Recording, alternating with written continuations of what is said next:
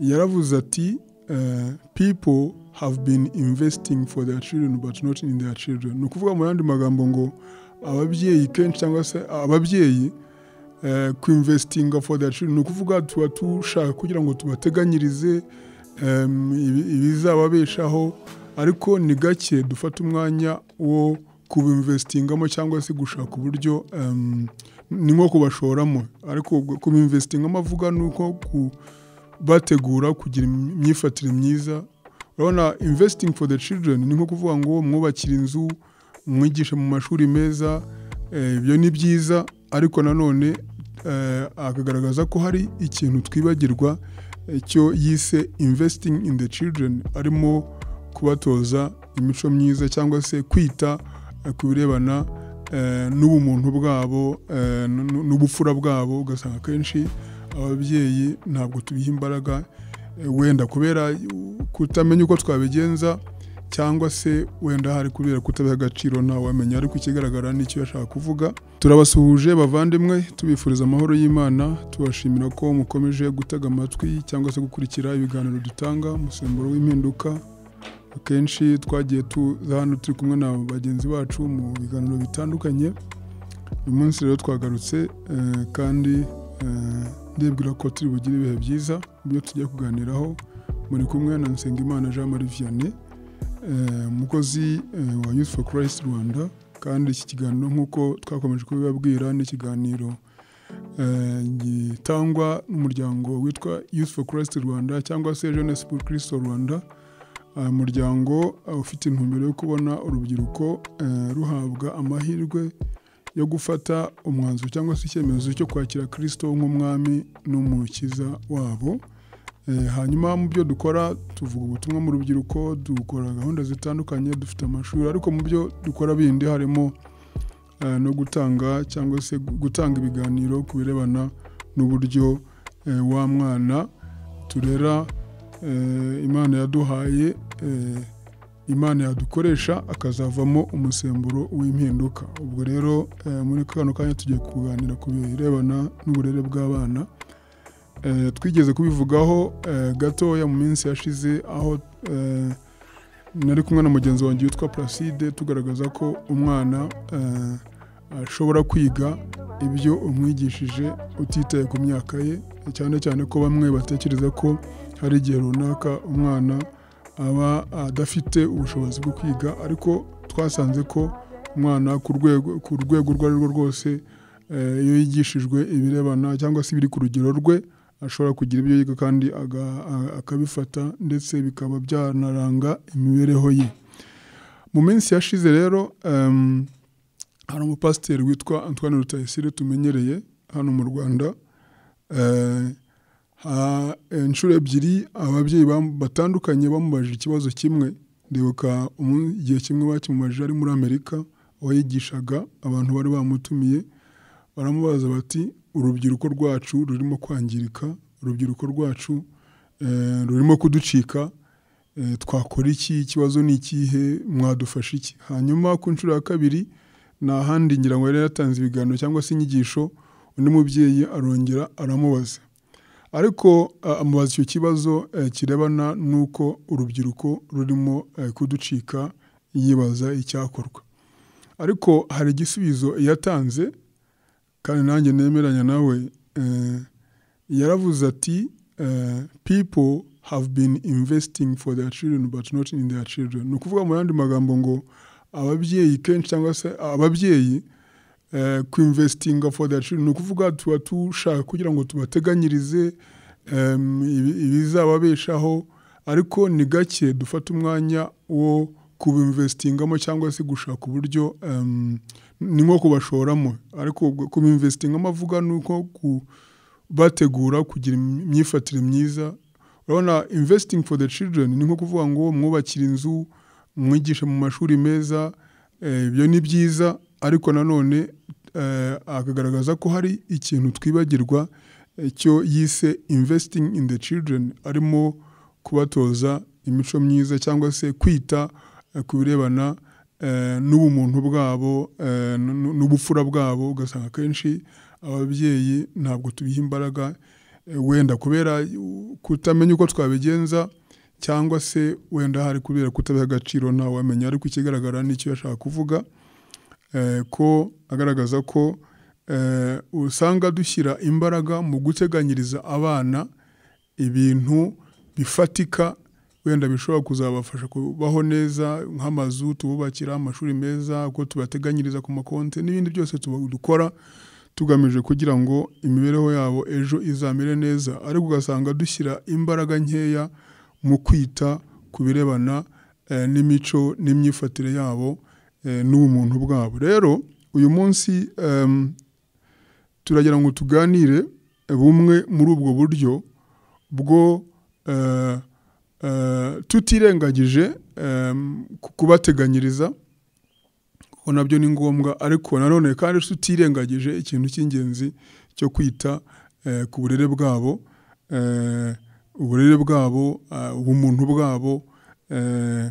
ubumuntu bwabo mbese tukabushyiramo nabwo imbaraga. Uyu munsi rero turaganira ku kiganiro cyitwa umuryango nk'ishuri rya mbere kandi ry'ingenzi umwana yigiramo. Ntekereza ko abantu benshi wenda dushobora kutaha agaciro nk'uko kakagombye kuba, ariko Imana, ijambo ry'Imana rihereza ababyeyi inshingano yo kwigisha abana babo, kubera ko urugo cyangwa se umuryango niryo shuri rya mbere kandi ry'ingenzi ry'ibanze mu buzima bw'umwana. Hari ibintu rero dukwiriye kumenya ku birebana n'iryo shuri ari ryo muryango cyangwa se urugo. Aho ngaho mu rugo cyangwa se mu muryango niho umwana yigira ubupfura cyangwa se ubumuntu. Birumvikana ko ku ishuri bashobora kugerageza, ariko ishuri rya mbere ry'ingenzi ry'ibanze umwana yigiramo ubupfura cyangwa se ubumuntu ni mu muryango, kubera ko aho ngaho mu muryango niho hambere yinjirira, niho agera bwa mbere akigera mu isi. Kandi iriya myaka umwana amara mbere y'uko ajya ku ishuri ni imyaka y'ingenzi cyane mu birebana n'ibyo umwana yiga, mu birebana iby'umwana yiga mu birebana n'imyifatire cyangwa se imibereho. Iryo shuri rero niho umwana aremera imyumvire, kuvuga ngo ibyo umwana yigira iwabo mu rugo akivuka nibyo bituma akora imyumvire. Kandi umuntu uburyo abaho nyine bitewe n'uko yumva. Umuntu umwigeze kutwigisha kera aravuga ngo the right living comes from the right believing, kuvuga ngo umuntu abaho bitewe n'ibyo yizera cyangwa se ibyo yumva ko ari byo. Iyo myumvire rero uko umuntu agenda iryo shuri mu rugo aho ngaho ni umwana aremera imyumvire. Iyo myumvire rero niyo ituma noneho arema amahame. Amahame ni nko kuvuga ngo imirongo ngenderwaho. Ibyo ngibyo aho ngaho mu rugo niho umwana yigira cyangwa se aremera imyumvire. Imyumvire ngira ngo turabyumva, imyumvire n'uburyo wumva ibintu, uburyo ubona ibintu, uburyo ibyo ubona ko ari byo, ibyo umuntu atekereza ko ari byo, ibyo umuntu atekereza ko ari ukuri cyangwa se atari ukuri, ibyo nibyo bita imyumvire. Iyo myumvire niyo ituma niyo umuntu ashingiraho arema amahame. Amahame byo bita mu Gifaransa principe, cyangwa se ni nk'imirongo umuntu aba agenderaho. Amahame, imyumvire niyo umuntu ashingiraho kugira ngo areme amahame. Hanyuma ayo mahame rero niyo agena uburyo, niyo agena imyifatire ye. Birumvikana niba yararema imyumvire mibi bitewe n'ibyo yigiye muri iryo shuri, bitewe n'ibyo yigira muri iryo shuri, azagira amahame mabi. Ayo mahame mabi rero azatuma agira imyifatire mibi. Nanone kandi niba iryo shuri mu muryango hafasha umwana kurema imyumvire myiza, bizatuma agira amahame meza. Ayo mahame meza azatuma noneho agira imyifatire myiza. Hanyuma iyo myifatire myiza rero niyo izamugira cyangwa se niyo imugira uwazaba we. Rero nari ngamije kugira ngo twumve uburyo urugo ari ryo shuri rikomeye cyane. Nubwo abengiye ku ishuri bazamwigisha ibintu bitandukanye, bishobora ko banamwigisha bimwe mu byarushaho ibyo yakwigira ku ishuri byarushaho ahubwo gushimangira ya mahame yaremeye mu rugo cyane cyane ko buriya ku ishuri ngewe by'uburezi nabikozemo n'ubu ntabwo ndi kure yabyo, cyane cyane ababyeyi muzirikane ibyo mubaza abayobozi b'amashuri cyangwa se amashuri ni gake mubabaza, expectations ni gake zishingira ku myifatire y'abantu, ahubwo zishingira kuko batsinze ibizamini bya leta, uko amanota babonye ku bizamini bya leta, ibirebana n'uburyo bashobora kuvuga indimi z'amahanga n'ibindi byose. Akenshi usanga ababyeyi ari byo twibandaho dushaka, noneho bigatuma n'abayobozi b'amashuri cyangwa se abarimu bashyira imbaraga muri ibyo ngibyo. Bashyira imbaraga muri ibyo ngibyo rero ugasanga bya bindi by'imico, by'umuco, by'imyifatire cyangwa se by'imyumvire batabishyiramo imbaraga cyane kugira ngo nabo barebe uko babaho. Urumva ni umuntu wese ashyira imbaraga mu cyo yumva kizamufasha gukomeza kubona umugati. Rero iki kintu rero akenshi tutacyumvise gutyo nk'ababyeyi usanga habaho rimwe na rimwe kutabyaza umusaruro ririya shuri. Ndifuza ko buri mubyeyi amenya ko afite inshingano yo kwigisha umwana, cyane cyane ibirebana kubemera Imana. Bibiliya itubwira ko ababyeyi bakwiriye gutoza abana babo iby'inzira y'Imana, bakwiriye kubatoza iby'imibereho, ko bakwiriye kubaho. Urugo rero niryo shuri umuntu yigiramo kubaho, niryo shuri umuntu yigiramo kubaho. Urugo cyangwa se umuryango ni ishuri ry'ubuzima, ni ishuri ry'ubuzima. Byanze bikunze uzarebe, ngira ngo muzajya mwitegereza akenshi uburyo umuntu akemura ibibazo bye, nubwo yaba mukuru, nubwo yaba arize cyangwa atarize, akenshi abikora yigana uko ababyeyi be bitwaraga, uko ababyeyi be babikemuraga. Ibyo uzasanga abantu bavuga ngo mama yambwiraga ibi n'ibi, papa yambwiraga ibi n'ibi, noneho ibyo bintu ugasanga ari byo ashingiraho, ari byo byaremye imyumvire ye, bikarema amahame ye cyangwa se amaprincipe agenderaho mu gukemura ibibazo bya buri munsi, uko yitwara mu bandi, uko akemura ibibazo by'urugo rwe. Uzasanga abantu benshi bafite n'ingo basa naho babikemura uko ababyeyi babo babikemuraga. Uzasanga ababyeyi benshi barera abana babo uko nabo ababyeyi babo babareraga. Mu yandi magambo, murabona ko nubwo umuntu ashobora kwiga akagera ku rwego ruhanitse, ku rwego rwo hejuru, ariko uko ibyo yigiye mu muryango we bigira imbaraga cyane kandi bigenda bigaruka nubwo yakwiga amashuri menshi akajana, nubwo yagira ate, ariko bya bindi yigiye muri rya shuri rya mbere kandi ry'ibanze nibyo usanga bifite uruhare runini mu buryo yitwara. Ishuri rero cyangwa se umuryango ni ishuri ry'ingenzi.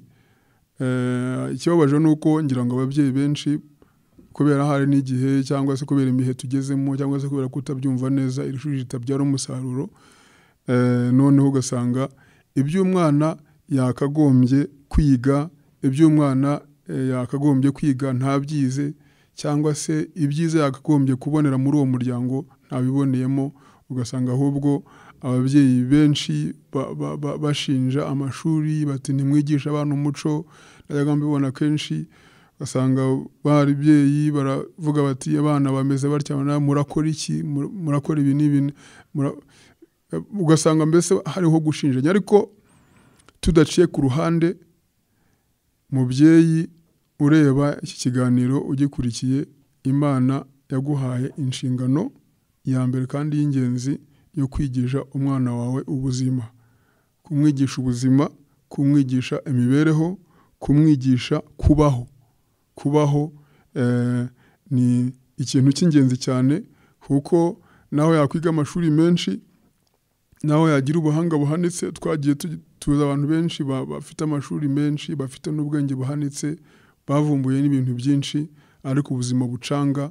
Ugasanga hanze ubuzima bwaramucanze, yagera kuri matière cyangwa se ku birebana, ugasanga rimwe na ugasanga n'akazi kagenda kabananira, bagahabwa inshingano zikabananira. Ibyo ngibyo bituruka kandi mu birebana no mu mutwe ugasanga ari umuhanga cyane, ariko mu birebana n'ubumuntu ya character tuvuga atarayibonye neza, ugasanga ari akazi ntagakoze neza, ndetse yakubaka n'urugo, yagira umugisha wo kubaka urugo nabwo rugasenyuka zikamera gute. Ibi bibazo tubona byo mu ngo bibaho akenshi bituruka mu buryo abantu nyine baba baragize umugisha wo kwiga cyangwa se bataragize umugisha wo kwiga neza muri iriya shuri rya mbere. Urugo rero cyangwa se famiye cyangwa se umuryango niho umwana cyangwa se icyambere niho umwana yinjirira, niho asohokera. Ni ukuvuga ngo aravuka. Iyo avutse rero ubwo batangiye kwiga. Abahanga bavuga ndetse ko atangira no kwiga ahubwo akiri no mu nda. Ubwo rero atangira kwiga, reka dufate ibyoroshye by'uko atangira kwiga hageze ibyo abona, ibyo abona, tuzafata umwanya wo kugira ngo twige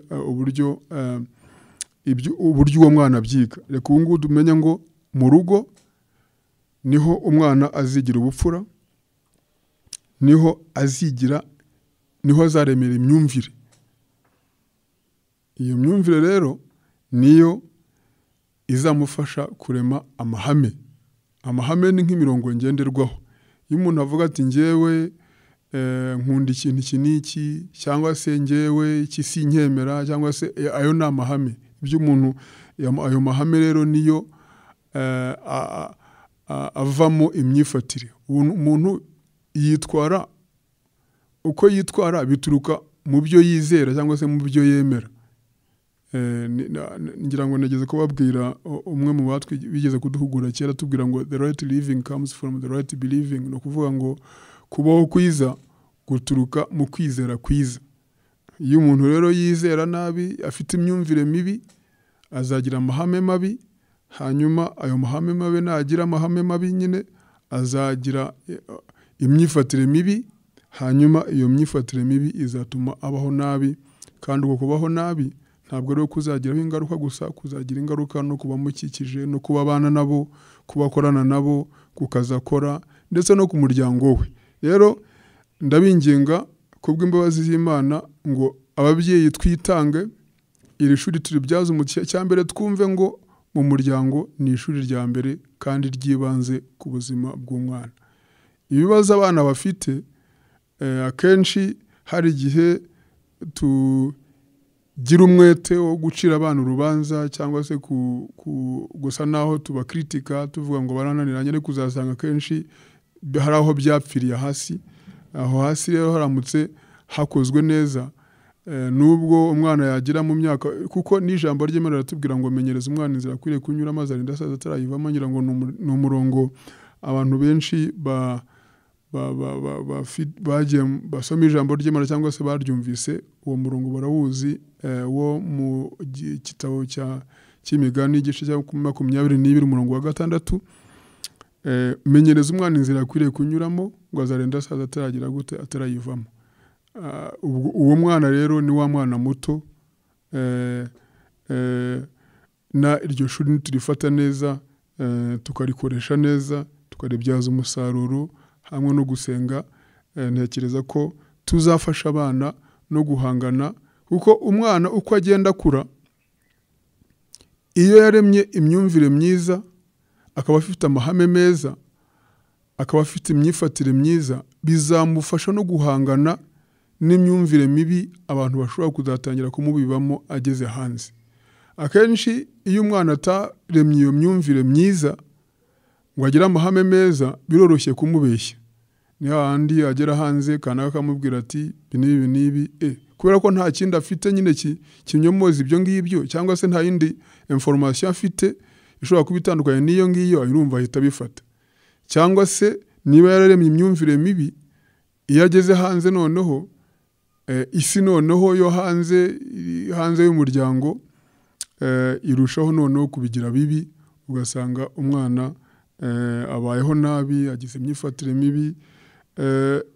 Icyizere mfite nuko nk'ababyeyi tugize umwete tugashyiramo imbaraga, iri shuri, uyu muryango, ntidutekereze ko umwana iyo twamugaburiye, iyo twamuhaye ibyo kwambara, iyo twagize gute, ibi ngibi bigaragarira amaso y'abantu, ibyo bihagije. Tukumva ko no kwita ku burere bw'umwana, no kwita ku burere bwe, kumufasha kugira imyumvire myiza, kumufasha kugira amahame meza, tukabona ko bifite agaciro nako gakomeye cyane. Ibyo bizarushaho gutuma tugira cyangwa se turema abaturage beza bazaba abakemura ibibazo aho kuba abatera ibibazo. Imana itugirire neza, Imana idufashe, ibidufashemo, kandi umuntu wese ufitemo ubushake ubishaka, nta kabuza Imana izabimufashamo. Murakoze, nawe ubutaha. Imana ibahe umugisha.